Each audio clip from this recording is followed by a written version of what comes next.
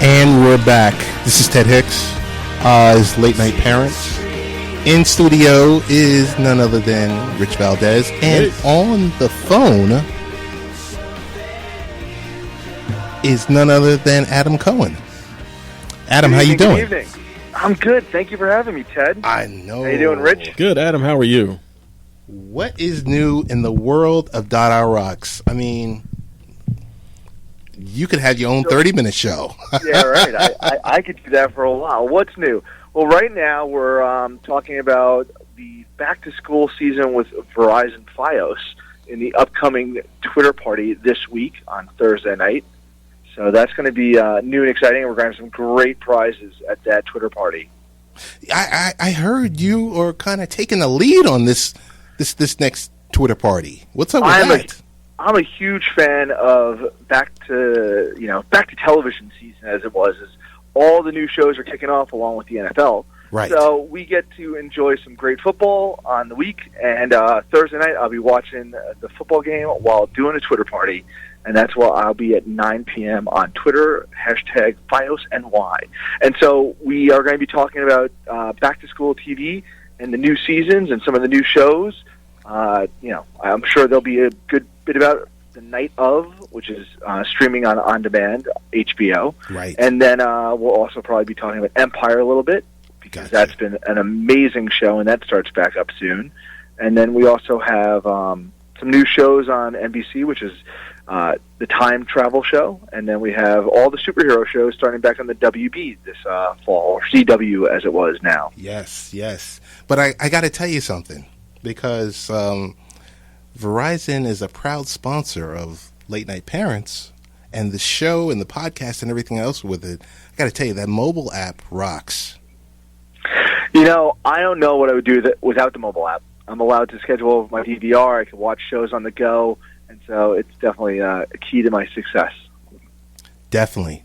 Like I said, there's nothing more enjoyable than some of these Twitter parties where you jump on and you talk with people, and you're there for a common cause to kind of like open people's eyes to, hey, you're a cable subscriber? All right, well, I'm sorry you're a cable subscriber. There's something called Verizon Fios, hey. You know what, but that's not just the great thing about our Twitter parties. It's not just about that. It's also about great chance of just talking with friends and family and people that you don't know about cool shows that you might not have heard of on TV. Find out, what's cool for kids, what's starting back up on PBS, and where you can find the new Sesame Street episodes. And even then, if you don't like any of that, there's still really cool prizes. Yes. And this week we're going to have some fantastic prizes, because I go to the well for my Twitter parties. So. I know you do. I have to chime in right now, Adam, and say last month's Twitter party, which talked about working remotely and working from home and the flexibility with having Fios as your provider, second to none. And that was also the featured published post this month on Late Night Parents. But what else is going on with you and the family, back to school, and everything else is happening, Adam? So back to school time, which is a really fun time in my house, because it's the time that the parents jump for joy and the kids cringe. But, the funny thing is we dropped my son off for the first day of third grade, and he was elated. He couldn't wait to go back and see his friends and get into the learning of what's going on this year in third grade. So we are super excited to have him in school. He goes to New York City public schools, so it's always fun to see how that is. It's also super interesting about how they do their calendar, because New York City school is actually the last school district in America to go back to school. We started the Thursday after Labor Day. Yeah. And so we just started back to school, and he's off for a 3-day weekend this weekend in respects of a holiday. So he doesn't have school tomorrow. So, he's thrilled about that too. It was so funny. I was talking, Adam, with one of my friends who lives, he lives in Atlanta, Georgia. His child started back at school the second week of August. About a month ago, yeah. About a month ago. And I said, oh, my goodness. I'm like, when does your son get out? And it's about a month before us. Yep. Right, yeah. Well, we have cousins in Arizona. They started at the very start of August. Right. And they also get out at the very start of May. And we don't get done until the very end of June. And so there is that. So I know. So what is happening in the world of Datarocks.com? All right. So what do we have going on in Data Rocks this month is we have some great fall gift guides coming up as we enter into, very quickly, the soon-to-be holiday season. Right. We're also going to have some phenomenal giveaways happening, because that's what we do, is do the giveaways. And I'm very excited for this stuff. So we will see what's cooking over the next couple of weeks. I know I have some really nice big giveaways.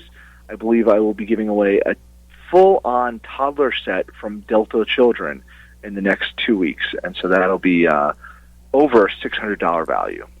Hey, Adam, I have one controversial question to ask you this week. Are you ready? I'm ready. All right. The one controversial question that I will ask you, Adam, my good friend. Do you sometimes get upset when we've just hit Labor Day and everything, you're like, okay, it's beautiful weather and summer's over, and then you start seeing Halloween candy and stores being decorated for Halloween? Like, does the immediate push bother you, or are you okay with that? I am okay with that. I think that when you have this kind of season and everything is going on, I think it's fantastic that things change, and it's good to have that change. It's good to have that calendar change. So I'm a big fan of it. I think that definitions of seasons are good. They help kids adjust and know that, hey, things are different. Back to school happens. So I'm a big fan of these little bit of holidays, these little bit of forced calendar breaks. So I don't think that's a controversial question. I'm a fan of it. That's cool. The funny thing about it is your son and my son are buds. And the fact of the matter is, you said something that made me smile tonight, because I noticed something this past week. My son, he was happy to go back to school. And I looked at him like, who am I talking with? What's happening here? Because I would think it would be the other way around, because he just can't let go of summer. But that's not the case. And I was actually happy to see that. I think both our kids come from that same point of enjoying education, but at the same time, they're really social kids. Right. So I think that's a good thing. And you can also tell a kid, when they enjoy school, they enjoy learning. And so my son has been coming back. He came back from the first 2 days of school and cracked open the books and started working on his homework right away, instead of putting it off and kicking it down. And so that's, it all talks about the school experience that they have. And Perfect. So that's why I think, our kids are really able to learn what they do very quickly, because they're enjoying it. That's true. And the funny thing about it, Rich is sitting across from me. He's smiling because those days are over for him. So long ago. The only thing I have to do is last week we took my youngest back up to college. So I won't be seeing him again for about 3 months, until maybe he'll come down for Thanksgiving, if he feels like it. But otherwise, yeah, those days long gone. But I do think you're right. It's when you have your kids and you get near the end of summer, even they get bored. It's they're home all day. They're, playing with their siblings, or they're out hanging out with their friends in the street and riding their bikes, doing whatever they do. But, they do start to miss their friends and their social groups that they have in school. And usually they do like to get back to it. But like you said, also, it's, our kids do enjoy education. They enjoy learning, and they're in positive learning environments, which makes all the difference in the world. Hey, one final thing I do want to mention about my son is the fact that, okay, so this is the first full week he's no longer riding the school bus with his sister. Okay? So he's growing up, and he's growing up really, really quick. So, of course, that anxiety is going to be there, because, I'm telling him that, number one, you've got to make the right decisions. You've got to think about certain things that you're going to do, because your sister's not there. Along with that, this is something that I've done for many, many years, like a lot of parents. what is your memory of your favorite back-to-school picture that you've taken on the first day? Adam, you go first. So I think back-to-school photos are awesome. We've been doing it for years now, since pre-K. We try to have Mark stand in the same spot, and like that way you do it on the first day, you do it on the last day. You can really show the progression of how much they've grown and changed in a year. And this year we actually had to choose a new spot. One, because he just outgrew the other spot. Like, he used to be on top of a bench so he could have the school sign in the background. We can't do it anymore, so now he stands on the ground, and we'll see what that looks like. But I think the other important thing is I know a lot of photos have them wear the same clothes because, you know, fall time and springtime are very similar in weather, so you get to see them change in terms of, like, how quickly that pair of shorts look like short shorts and that giant T-shirt looks so small at the spring semester. Yes. Rich, what are your thoughts? I mean, what are your memories? Because we're going a little ways back here. Yeah, well, no, for me, it's the memories are the same. I mean, when you have kids, you get into the routine every year, going back to school. It's the school shopping.